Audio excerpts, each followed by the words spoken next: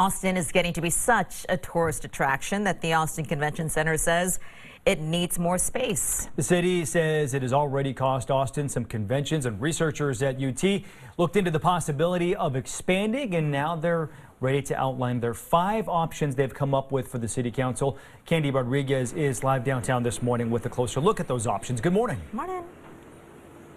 John and Sally, good morning. Researchers at UT Center for Sustainable Development have been working on this for over a year now. The goal to develop and compare potential outcomes for this future of Austin's Convention Center and its surrounding area.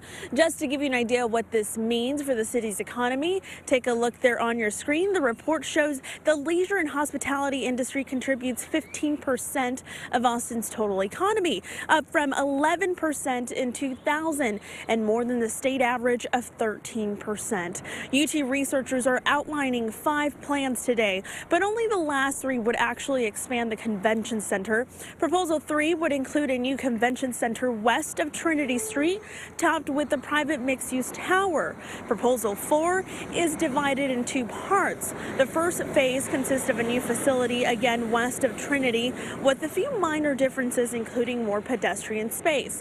Phase 2 would demolish the 1992 portion of the center and replace it with a new facility, public space, and private development.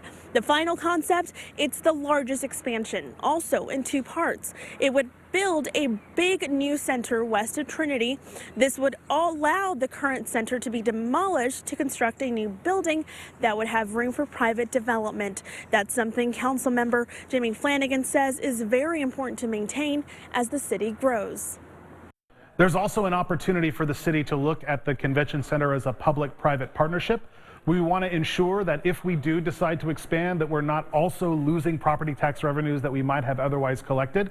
This is an opportunity for innovation, and if there's one city in America that's going to knock innovation out of the park, it's going to be Austin.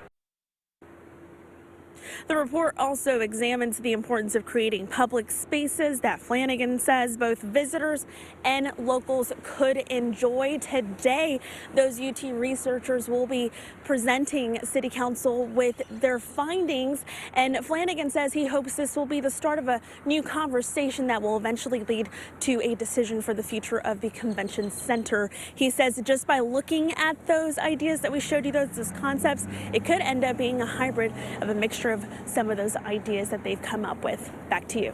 Okay, Candy, thank you very much. We were also curious to know what this might possibly mean for South by Southwest because, of course, is one of the largest events here in the city, and they hold a big chunk of the festival at the convention center.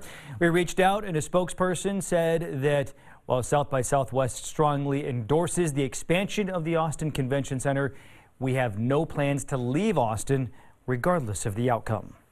Just last week, Cab Metro broke ground on a new downtown Metro rail station, which is right next to the convention center.